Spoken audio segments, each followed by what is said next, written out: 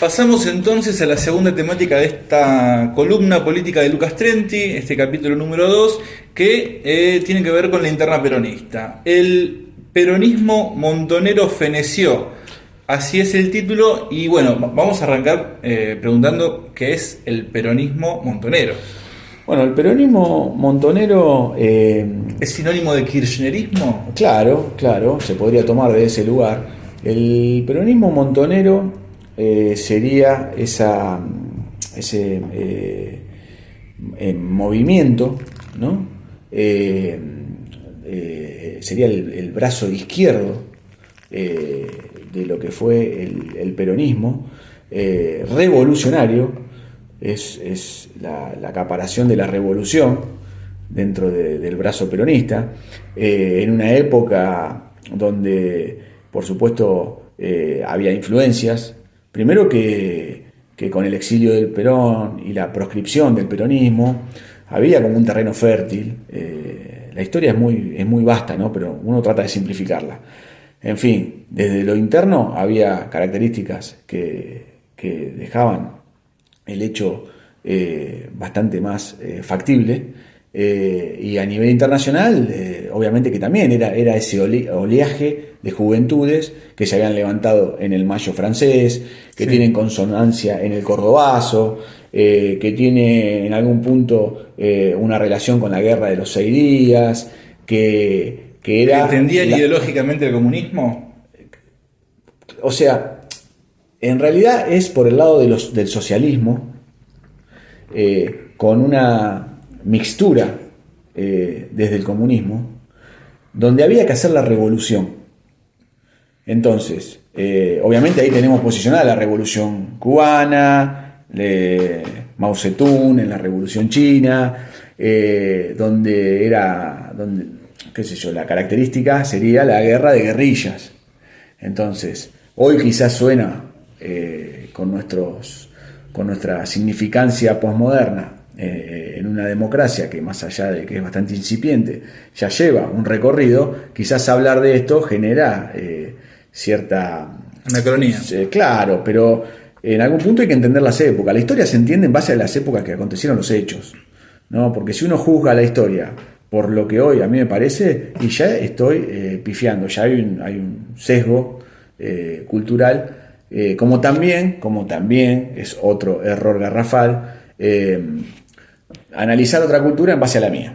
Pero bueno, el kirchnerismo sería una vertiente derivada de ese montonerismo. El peronismo montonero es el peronismo revolucionario, izquierdista, del peronismo, que está en algún punto basado en ese socialismo nacional que Perón puntualiza en el exilio, pero nunca lo profundiza, donde las tres banderas peronistas, en algún punto, que se defienden, quedan un poco obturadas por este nacionalismo, por este socialismo nacional. ¿Cuáles son las tres banderas? De la doctrina peronista es la independencia económica, la justicia social y la soberanía política. Bien. Para ser una patria libre, justa y soberana. Entonces, en base a ese posicionamiento desde la doctrina, más el exilio de Perón, más el auge y el microclima que te estoy comentando, nacen estos movimientos, estas guerrillas, y sería como el brazo armado que en su momento desgastó a la dictadura para abroquelar con otras facciones la vuelta de Perón, donde Perón en el exilio en algún punto tenía el contacto y manejaba, dentro de lo ambiguo que fue su mensaje, quizás manejaba era una época donde Perón avisoraba todo esto que te estoy comentando. Entonces él sabía que necesitaba un desgaste del poder de turno, que era dictatorial, y desde sí mismo en algún punto. Onganía. Claro, el cordobazo fue a Onganía. Sí. Desde sí mismo, él se posiciona y después abre el juego electoral. Y ahí está la primera quizás disidencia y apartado entre Montoneros y Perón. Hay un documento en 1972 que se llama Documento Verde, que es la primera autocrítica del movimiento montonero, ¿no? Que dice que a Perón se lo está idealizando porque no es un líder revolucionario, sino es un líder popular. Y esa es la primera crítica que tiene el movimiento para empezar en algún punto a tratar de marcarle la cancha a Perón desde el peronismo que ellos propugnaban, ¿no? Bueno, en fin. Después, bueno, vuelve Perón, el retorno, ahí empieza la discordancia. Perón en una parte a ellos les dice: muchachos, son jóvenes, sigan militando, sigan la Fundación Eva Perón, que para los temas dirigenciales, para los lugares de poder, estamos los que venimos desde un periodismo un poco más ortodoxo, un poco más conservador, desde la doctrina peronista en sí. ¿Por qué? Porque les dice, ya hay que bajar las armas. Se abrió el juego democrático, se ponderó la democracia, las armas abajo, no sirven las armas, hay que bajarlas. Y ahí, bueno, después se comanda todo lo que aconteció en esos años. Ahora bien, ¿por qué digo que feneció o falleció? Porque cumplieron el sueño, porque en algún punto se cumplió el sueño de llegar al poder, 30 años después, pero el sueño lo cumplieron. Entonces, desde ese lugar, en ese posicionamiento de poder, que fue el kirchnerismo, en algún punto, cuando el deseo se concreta a nivel individual o colectivo, bueno, ya en algún punto después discutiremos otras cosas, porque ya se concretó el deseo. Al concretarse el deseo, desaparece. Listo, se llegó al poder y hubo esta experiencia, que para algunos será de una manera, para otros será de otra, pero ese peronismo, dentro de lo que sería el movimiento montonero, se puede decir que fue el posicionamiento en el poder democrático de la mano del kirchnerismo. Bien. Dicho esto, también hay, a mi entender, si yo lo tengo que dividir, desde los tres gobiernos podemos dividir dos facetas. Una, cuando Néstor Kirchner estaba vivo y después de su muerte. Ahí se abre otro juego. ¿Por qué? Porque más allá de que todo está subtitulado por esto que estamos hablando, del peronismo montonero, Néstor Kirchner llevaba la doctrina peronista un poco más a flor de piel desde esa captación de la tercera posición. Y era un tipo que negociaba, era un animal político. Entonces, es más, muchos dirigentes de esa primera época, que en algún punto después se describe como la década ganada, muchos de esos dirigentes después se fueron. O los fueron. Bueno. Y hay un cambio de paradigma dentro del mismo movimiento peronista, ¿no? Entonces, cuando hoy hablamos, qué sé yo, después de Néstor, vos fíjate, ¿no? Vamos a contar una de lo que yo pienso de mi análisis. Bien. Vos en el poder, cuando venís del peronismo, te podés pelear con cualquiera. Pero hay algo que vos no podés, es un sector que vos no te podés pelear, que es el sector sindical en representación del laburante, como es la CGT, ergo el sindicato camionero. Bien. Vos desde el peronismo nunca te podés pelear ahí. Podés tener diferencias, las arreglás, no sé, como hacemos nosotros, te cagás a trompada un día, lo que vos quieras. Pero esa unidad entre el sector que conglomera al laburante, después, hoy en día, podemos decidir o podemos ver que quizás con el grado de informalidad que llegamos a tener, no es lo mismo el laburante formal que con el transcurso de los años. Sí. Ya no era de esa cantidad que con el de hoy. Bueno, todo eso, pero en algún punto vos, y más después del 2008-2009, donde la crisis mal llamada del campo, porque en realidad no era por el campo, sino por la mesa chica del campo, que es el sector agroexportador por excelencia, Moyano, en algún punto sale a dar el espaldarazo y evita una consecuencia que me parece que era inexorable, y él fue el bastión de trinchera hacia ese peronismo kirchnerista. Bueno, con la muerte de Néstor cambian un montón de manejos, cambian un montón de circunstancias, se abroquela toda una política que es más direccional. Creo que en algún punto, mira, y esto es a título personal, ¿vos te acordás el término neoperonismo? No. El neoperonismo es el peronismo sin Perón.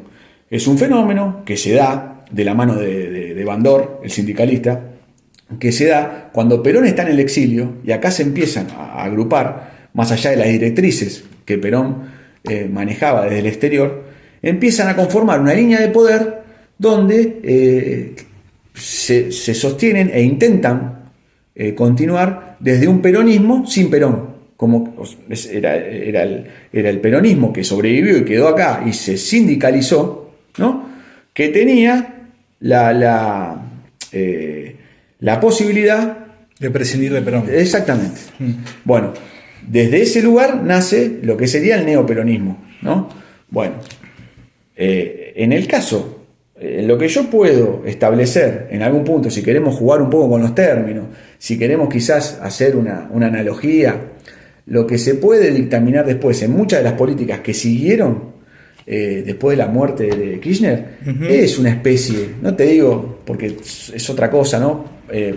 Pero es una especie de manejo de poder desde un lugar donde la doctrina en algún punto, aunque estaba presente, no se estaba construyendo y defendiendo desde los lugares preestablecidos por el peronismo.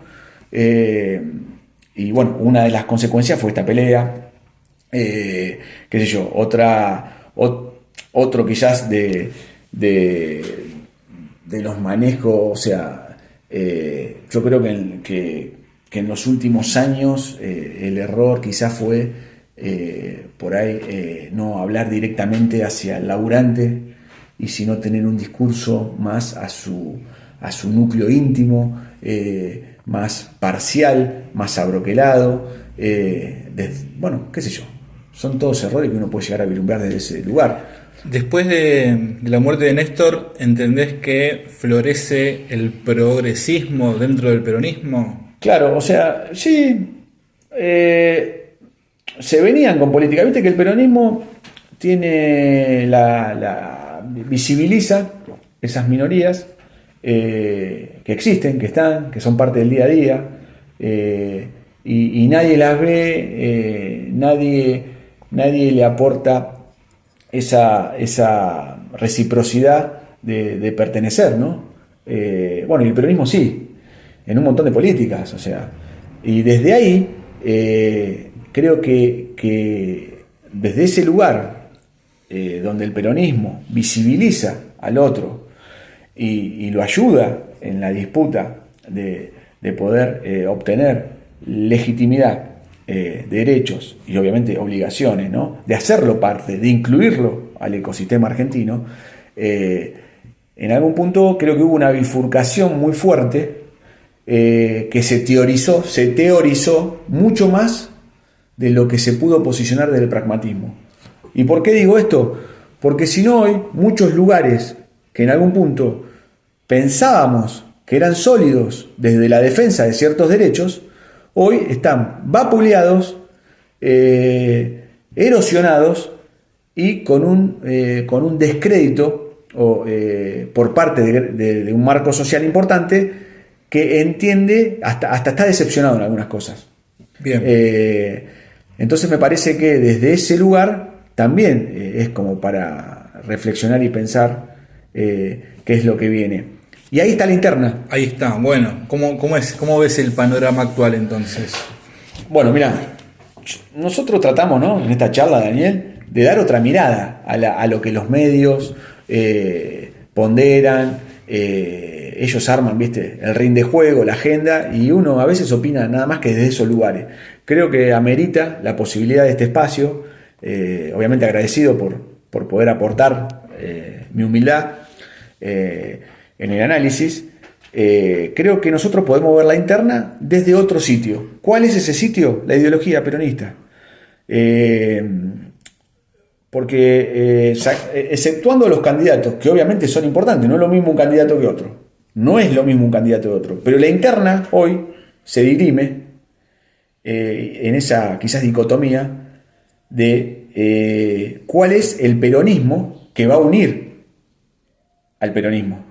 Y esa dicotomía está compuesta de qué Y ahí elementos. vos tenés dos facciones hoy que están que por ahí se posiciona la interna peronista, que es el peronismo doctrinario, el peronismo de base,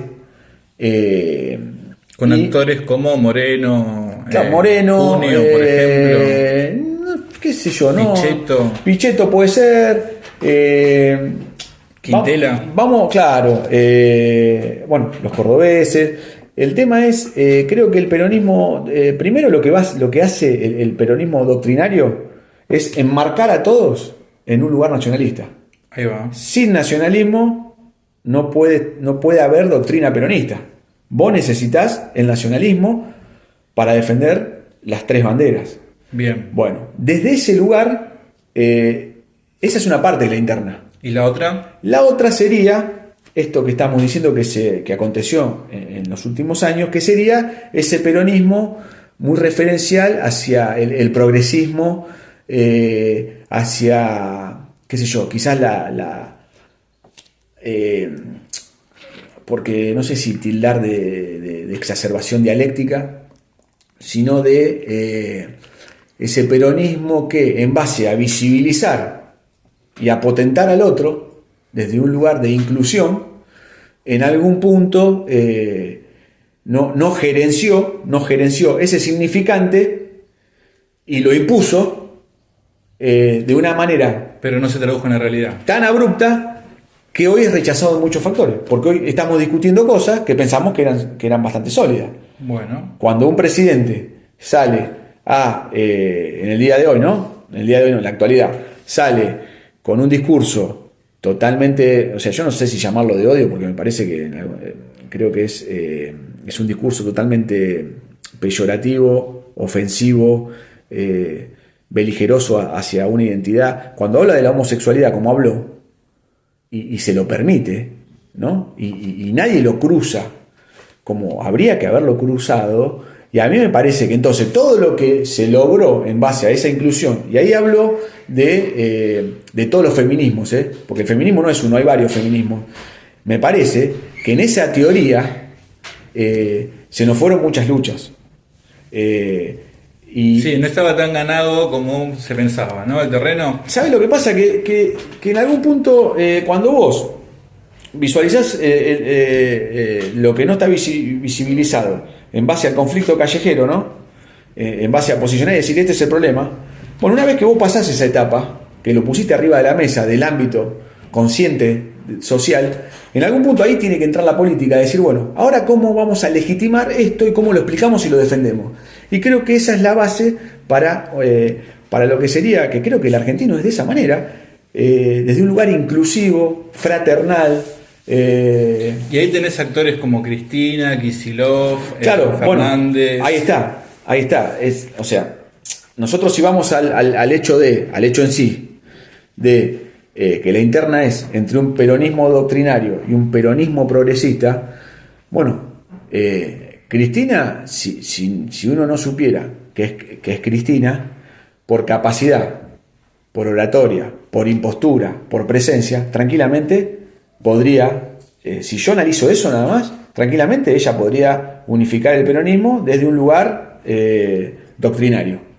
Sí, creo que dogmático, sí. Doctrinario. De hecho, ahora, creo que la carta con la que reapareció Cristina en la escena política argentina hace 6 meses, 8 meses, a mediados del 2024, me parece que yo particularmente la vi como algo parecido a cuando volvió Perón en los 70, Argentina, como un Perón quizás un poco más corrido a la derecha, teniendo en cuenta que quizás, esto que decías vos, que quizás el terreno no estaba tan conquistado desde lo simbólico, y quizás el ciudadano, la ciudadanía, estaba reclamando quizás un poco menos de este discurso progresista. Yo creo que en esa carta, si no recuerdo mal, habla de reforma laboral, Cristina, o bueno, no sé bien, pero ciertos elementos que me parecieron como que buscaba correrse un poco más para la derecha, del centro más para la derecha. No sé, Es interesante, Daniel, no lo sé. que planteas, porque ahora que vos lo pones en escena, porque bueno, hay que decirle... Perdón, Lucas, pero digo, quizás si esto fuera así, podría funcionar Cristina como ese elemento unificador entre estas dos posturas ideológicas dentro del peronismo. Claro, no, es interesante lo que vos comentás, porque la verdad que lo tiraste, y bueno, nosotros no tenemos La verdad la absoluta. charla, sí, no, hay muchas verdades, pero no tenemos la charla pactada como los muchachos que la tienen clara, ¿viste? Como Johnny Sí, sí. y Caputo no la tenemos pactada, esto sale arriba de la mesa Sí, y sí, bueno, sí. y tratamos de dar lo mejor, lo que pensamos. Sí. El tema en lo que vos decís, o lo que yo estoy mencionando en base a sus capacidades, su potestad, su impronta, ¿no? Claro, el hecho, lo que pasa que en algún punto, en la proscripción del peronismo, pasaron 18 años donde las realidades y las verdades, en algún punto, iban para otro lugar, ¿no? No del peronismo, sino de la manera en que se dictaminaba el poder y se conquistaba, ¿no? Y los medios de producción, no nos olvidemos de los medios de producción. Bueno, en base a eso, hoy Cristina, o sea, si no fuera porque es Cristina y ella fue el puntapié y la propulsora en algún punto de peronismo progresista, ¿cómo? O sea, tranquilamente podría ser la referente desde el otro lugar. Claro. Pero ¿qué pasa? La que construyó ese peronismo, ¿no? Con ese ribete Progresista. progresista, y en algún punto, por los vaivenes históricos, también hubo una discursiva que también acaparó de manera exclusiva el apuntalar peyorativamente a la fuerza, ¿no? A todo lo que eran las Fuerzas Armadas, Sí. Entonces, desde ese lugar es muy difícil que ella sea a mi entender, la referente o candidata de un peronismo doctrinario que hoy está pidiendo que ella no esté. Sin embargo, ¿vos sí la ves como un actor posible de unificación? No. Y yo creo que Cristina, pasa que yo creo que Cristina, lo que hay lugares que están protegidos. Hay lugares que cuando uno llega a cierto lugar, en el caso de Macri pueden ser las corporaciones, que es la diferencia que hay con Milei. Macri es un protagonista, Sí. de las corporaciones. Sí, sí, sí. Este muchacho que está hoy no. A Cristina, el posicionamiento desde el peronismo, ¿no? Cuando el peronismo logró unificarse y apareció la consonancia en ella, ese nivel o sea, fue dos veces presidenta, ese nivel político de ser presidente, ¿no?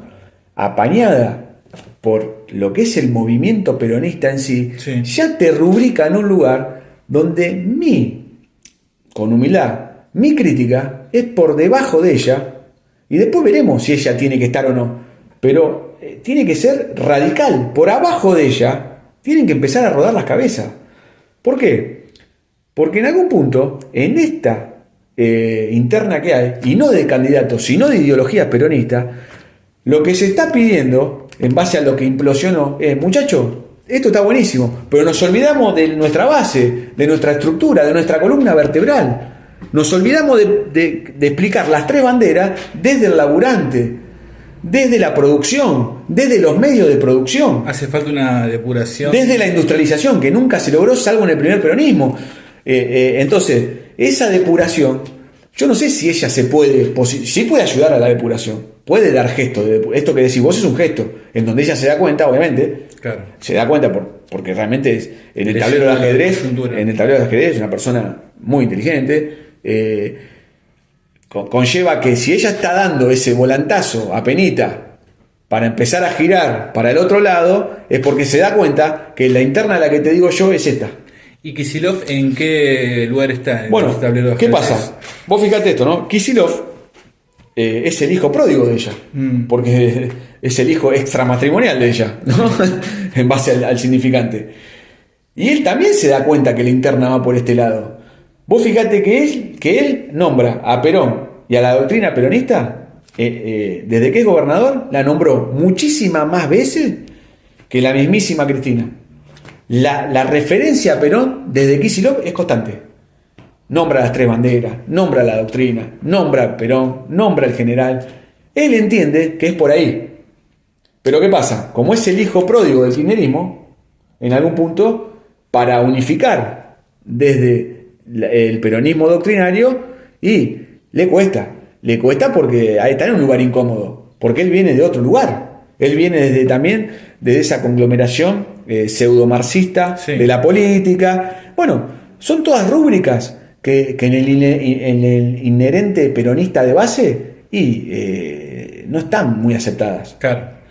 Entonces, ¿te das cuenta por qué todavía no hay un candidato? Sí. ¿Por qué todavía no se encontró una resolución a la interna peronista? Porque más allá de los candidatos, que son importantísimos, porque no es lo mismo uno que otro, la interna va por la ideología peronista. ¿Cuál es el peronismo que va a unificar? A mi entender, desde mi humildad, el próximo peronismo, porque el peronismo es una marca identitaria de este país y va a volver, el peronismo se va a abroquelar en una figura doctrinaria, una figura más conservadora en algunos puntos, va a volver a las bases, porque va a imperar, y creo que en algún punto es lo que se viene, va a imperar el auge nacionalista. Tenemos que marcar las luchas políticas dentro del nacionalismo, no importa si es izquierda, si es derecha, si es centro, todo tiene que estar bajo el manto del nacionalismo para que después no pueda haber políticas por fuera de eso. Y eso es lo que se está jugando hoy desde el peronismo. Es lo que creo. Bien, bueno, es para seguir pensándolo, ¿no? Me dejaste pensando con esto de que no importa si sea de derecha o de izquierda, lo importante es que sea nacionalista. Pero bueno, lo desarrollamos otro día. Claro, sí, por supuesto, como la valoración de izquierda-derecha, que viene de la Revolución Francesa. Sí. Porque acá muchos también allegados desde diferentes aspectos políticos me han dicho que quizás acá en Latinoamérica debemos hablar desde otro lugar, no de izquierdas o derechas. Para mí, la identificación entre izquierda-derecha, centro-izquierda, centro-derecha sirve mucho para explicar la particularidad de cada movimiento. Uh-huh. Porque necesitamos, ojo, todo esto que hablamos es espectacular cuando uno lo puede caracterizar. Es como que lo necesitamos, la ciencia caracteriza. Pero son procesos que van mancomunados, donde a veces son ambiguos y no se identifican tan fácilmente. Eso hay que decirlo, Daniel. Uno hoy, con el pasaje del tiempo, puede llegar a observar, ¿no?, diferentes aspectos y procesos y los puede caracterizar. Bueno, cuando suceden no es tan fácil, porque todo va de la mano con todo. Entonces, claro, sería fantástico que digamos, mira, bueno, hasta acá es este peronismo, hasta acá es esto, hasta acá es aquello, hasta acá el presidente, hasta acá... Bueno, no, las cosas no funcionan así. Los procesos humanos son intrínsecos, son relaciones, mutan, y también, y bueno, y con esto terminamos, en algún punto... el otro día estaba viendo en los medios que hablaban de idea superadora. Bueno, la idea superadora es, en algún punto, es la idea que trae Hegel, es la dialéctica hegeliana, de que porque hay una idea, va a aparecer otra, y entre las dos automáticamente, por lógica inherente, va a venir una idea superadora. Bueno, lamento decirles, muchachos, que eso no es siempre así, y la Segunda Guerra Mundial, que el otro día lo vimos, lo echó por tierra. En algunas circunstancias puede haber una idea superadora, pero en otras no. ¿Y cuál fue? ¿Por qué se echó por tierra la idea superadora? Porque si vos en la Segunda Guerra Mundial, en el régimen nazista, tenías a un padre de familia que le daba un beso a la señora, que alimentaba a los pibes, que se preparaba el bolsito e iba a laburar, y el laburo consistía en bajar una palanca y aniquilar gente de una cámara de gas, y después volvía a la casa y festejaban el cumpleaños, eso da por concluido la idea superadora, de la dialéctica hegeliana. A veces no hay idea superadora. A veces la política y el accionar humano va muy a contramarcha de algo superador. Y también hay que entenderlo para todo este juego. Bueno, es para seguir analizándolo. No me la respondas ahora, pero quisiera saber otro día que me digas si entendés entonces la realidad más desde el posmodernismo y si te plantás políticamente como un nacionalista. Lo dejamos como incógnita. Bueno, hasta aquí entonces la columna política de Lucas Trenti. Nos vemos en el próximo episodio. La Posta Ensenada. Info de la buena. Seguinos.